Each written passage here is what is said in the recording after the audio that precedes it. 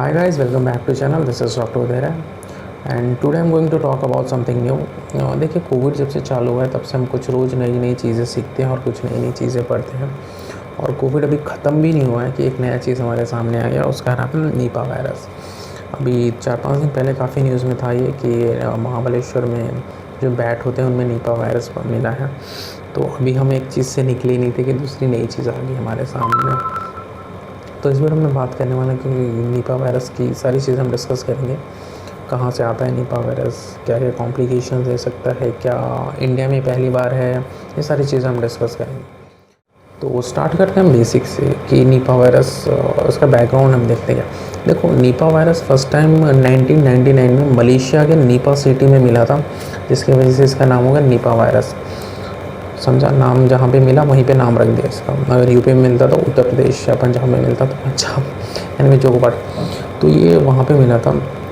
वहाँ पे क्या हुआ था, वहाँ पे जो फार्मर्स थे, वो फार्मर्स जो पिग या शुगर के कांटेक्ट में आए थे उनसे इनको निपा वायरस हुआ था और इनको उसके सिम्टम्स आए थे। तो वहाँ पे पहली बार नोटिस हुआ था। उसके बाद क्या हुआ, आजू बाजू की जो कंट्रीज़ है डेफिनेटली वो तो अफेक्ट होंगे। तो उसके बाद जो कुछ केसेस आए थे वो आए थे सिंगापुर में, कि वहाँ पे भी सेम चीज़ें ऐसे नोटिस की गई थी। अब ये तो आउट ऑफ इंडिया की बात हो गई। इंडिया में क्या हुआ था, देखो इंडिया में भी केसेस पहले भी आ चुके हैं निपा वायरस के, इसलिए इतना डरने की ज़रूरत नहीं है कि फ़र्स्ट टाइम हमारा ऐसा नहीं। पहले भी हमारे यहाँ पे केसेस आ चुके हैं निपा वायरस के। वो अलग बात है कि शायद हमने ध्यान नहीं दिया, हमने पढ़ा नहीं। तो कोई भी चीज़ जब एक्सट्रीम होती है ना तब हमारा ध्यान जाता है। तो जैसे कोविड में भी पहले भी काफ़ी कोरोना के 1-2 केसेस आए थे स्टार्टिंग में, बट हमने ध्यान नहीं दिया। इसलिए ध्यान नहीं दिया, इसलिए बढ़ते बढ़ते आज इतना पहुँच गया कि लोगों को बेड बैठना मुश्किल हो गया। तो एनीवे चलो टॉपिक डाइवर्ट नहीं करते। हाँ, तो निपा वायरस का हम बात करते हैं। देखो इंडिया में भी निपा वायरस पहले भी हो चुका है। अगर हम बात करें 2001 में, 2007 में, 2018 में, 2018 में एक साथ 18 या 20 लोगों की डेथ हो गई थी केरला में। अब ये कैसे कांटेक्ट में आए थे या कैसे ट्रांसमिशन होता है वो आगे हम बात करेंगे। ये तो बात हो गई इसके हिस्ट्री की। अब हम बात करते हैं कि जो निपा वायरस है उसका बेसिक पैथोफिजियोलॉजी क्या है, वो कैसा होता है। देखो जो भी वायरस होते हैं ना, उनके अंदर एक जेनेटिक मटेरियल होता है, क्योंकि वायरस में इतनी कैपेबिलिटी खुद भी नहीं होती कि वो अपनी एनर्जी बना सके या रेप्लिकेट कर सके। तो वो दूसरे पे डिपेंड करते हैं, जिस पर डिपेंड करते हैं उसको बोलते हैं होस्ट सेल। तो जैसे कोविड का वायरस है वो हमारे सेल्स पे आके उस पर डिपेंडेंसी बन जाता है। तो सेम जो निपा वायरस है वो जब तक किसी होस्ट में नहीं जाता तब तक वो रेप्लिकेट नहीं होगा। तो क्या होता है, जो अगर हम इसके स्ट्रक्चर की बात करें तो ये भी एक आरएनए बेस्ड वायरस है। आरएनए बेस्ड वायरस मतलब जैसे हमारा कोरोना का था। तो क्या होता है, वायरसेस ऑलरेडी डेड मटेरियल है। वीडियो शायद थोड़ा बढ़ा रहा है, एनीवे डिस्कस करते हैं अच्छे से। तो वायरस जो है वो नॉन लिविंग थिंग है, बट उसके अंदर एक जेनेटिक मटेरियल रहता है। वो मटेरियल के अंदर सारी इन्फॉर्मेशन रहती है। तो या तो वो डीएनए हो या तो आरएनए, बट निपा जो है वो हमारा आरएनए है, सेम कोरोना की तरह। और उसके चारों साइड, इस वायरस के चारों साइड एक स्पाइक्स लगे हुए थे। तो अभी जब निपा वायरस का ट्रांसमिशन जब ह्यूमंस में आता है तो ये कैसे आएगा। देखो निपा वायरस ना एक जोनोटिक टाइप का इन्फेक्शन है। जोनोटिक मतलब कि एनिमल्स से ह्यूमंस में आने वाला इन्फेक्शन है। तो इसका ट्रांसमिशन 2 तरह से होता है, एनिमल्स से ह्यूमंस में आएगा और ह्यूमंस टू ह्यूमंस, मतलब दोनों तरफ ट्रांसमिशन होगा। अब एनिमल से ह्यूमन में कैसे आएगा, जो फ्रूट बैट होते हैं, जो बड़े वाले बैट होते हैं, उनके अंदर ऑलरेडी ये वायरसेस रहते हैं, बहुत सारे वायरसेस रहते हैं उनमें, बट उनकी बॉडी इसको रेजिस्ट कर लेती है क्योंकि उनके अंदर जो एंटीबॉडीज़ रहते हैं। तो क्या होता है, उनको तो कोई अफेक्ट नहीं होता, बट उस वायरस की वजह से दूसरे लोग अफेक्ट हो जाते हैं। वो कैसे होता है, देखो फ्रूट बैट जो कि फल वल खाते हैं, वो कोई भी फ्रूट खाते हैं नीचे गिरा देते हैं, और अगर हम उस फ्रूट को ऐसे ही कंज्यूम करने दें तो होने के चांसेस, अगर जो हमारा जो फ्रूट बैट है उसका जो सलाइवा या यूरिन किसी भी तरह उसका कोई भी डिस्चार्ज हमारे कांटेक्ट में आता है तो भी हमें होने के चांसेस हैं।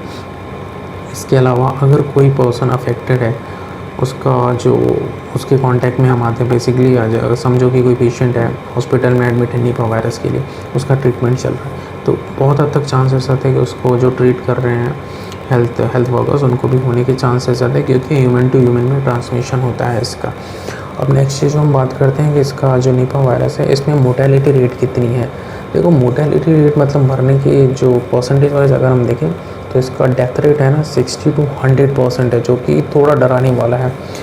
समझो कि अगर 10 लोगों को निपा वायरस हुआ तो उसमें से 6 लोगों के मरने के काफ़ी चांसेस है, और ज़्यादा से ज़्यादा 10 के 10 पूरे। तो इसीलिए निपा वायरस को इतना लूजली नहीं लेना चाहिए हम लोग को। अब बात करते हैं कि जो महाबलेश्वर में मिला है वो इतना शॉकिंग क्यों है, इतना लगे। देखो महाबलेश्वर में क्या हुआ है, ICMR एक हमारी एजेंसी है गवर्नमेंट की, जिसको हम बोलते हैं Indian council of medical and research. वो हमेशा रिसर्च कंडक्ट करते हैं। उन्होंने एक रिसर्च किया महाबलेश्वर की जो केव्स हैं वहाँ पे जो बैट है उनमें उन्होंने रिसर्च कंडक्ट किया, उनके सलाइवा को लिया और उसका एग्ज़ामिन किया। तो एग्ज़ामिन करने में पता चला कि जो बैट के जो सलाइवा है, चमगादड़ के जो सलाइवा है उसमें निपा वायरस है, और निपा वायरस होने के साथ साथ उसमें एंटीबॉडीज़ भी है। तो मतलब एंटीबॉडीज़ उस चमगादड़ को बचा रही है निपा वायरस होने से, और उसके अंदर ये निपा वायरस है। अब रिस्क फैक्टर क्या है कि बैट को तो कुछ ही नहीं हो रहा, बट उस बैट के कांटेक्ट में आने से या किसी भी डायरेक्ट इनडायरेक्ट तरीके से कांटेक्ट में आने से निपा वायरस लोगों तक ईजिली आ जाएगा। अब अगर किसी को है तो आप कैसे डायग्नोज करें, मतलब क्या चीज़ें होंगी साइन एंड सिम्टम। देखो दो तरह की चीज़ें हमें देखने मिलेंगी, एक तो हमारा रेस्पिरेटरी सिम्टम्स और दूसरा जो है वो ब्रेन सेंट्रल नर्वस सिस्टम। तो रेस्पिरेटरी में जैसा हमें कोविड में देखने मिला था कि डिफ़िकल्टी इन ब्रीथिंग होना, मतलब सांस लेने में तकलीफ होगी, डिस्निया, दम लगेगा आपको चलने फिरने पे, कफिंग होगा और फीवर होगा, कोई भी इन्फ्लामेशन है तो फीवर होगा, बॉडी की सारी चीज़ें नहीं। दूसरा जो हमारा ब्रेन पे जो सिम्टम होगा वो होगा इंसेफ्लाइटिस, मतलब हमारा जो ब्रेन है ना उसमें इन्फ्लामेशन हो जाएगा। इन्फ्लामेशन मतलब सूजन, रेडनेस हो जाएगा, पेन होने लगेगा, हमें हेडेक होने लगेगा। तो जब अंदर ब्रेन के अंदर इन्फेक्शन हो गया तो हमें हेडेक, अनकॉन्शियसनेस होने लगेंगी, कन्वल्जन या फिट आने लगेगा। तो ये तो हमारे सेंट्रल नर्वस या ब्रेन के सिम्टम्स रहेंगे। देखो इसका जो रेस्पिरेटरी सिम्टम है निपा वायरस का, वो बहुत हद तक कोविड का जो रेस्पिरेटरी सिस्टम है उसकी तरह ही है, बट निपा वायरस में एक एडिशनल चीज़ है, वो है हमारा ब्रेन के सिम्टम्स, इंसेफ्लाइटिस। तो इंसेफ्लाइटिस हमारा निपा वायरस की वजह से भी हो सकता है।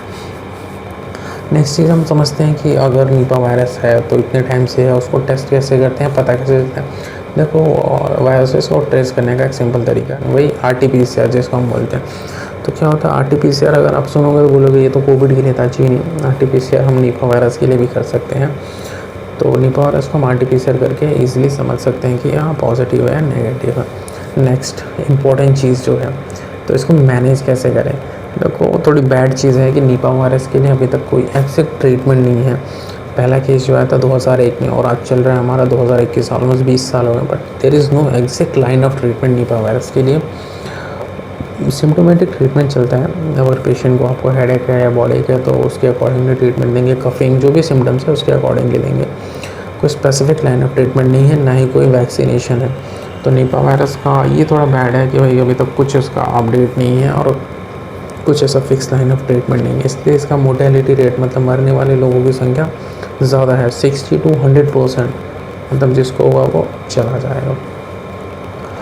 तो नेक्स्ट चीज़ है कि क्या ज़रा हमें टेंशन में होना चाहिए, और टेंशन में नहीं होना चाहिए, बट इस चीज़ पे आई बिलीव हमारी गवर्नमेंट फोकस रहे तो बेटर है कि ये कहीं ह्यूमंस के में ना होने लग जाए। अभी तो ठीक है, अच्छी बात है कि बैट तक ही लिमिटेड है, बट हू नोस नेक्स्ट। पता चला हमारा एक से निकले नहीं, दूसरे में फंस गए, यानी कोविड से निकले नहीं, निपा वायरस के चपेट में आ गए।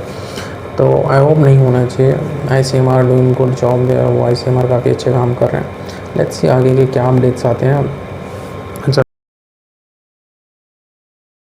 तब तक लाइक, शेयर एंड सब्सक्राइब, क्योंकि सब्सक्राइब करोगे तो निपा वायरस नहीं होगा।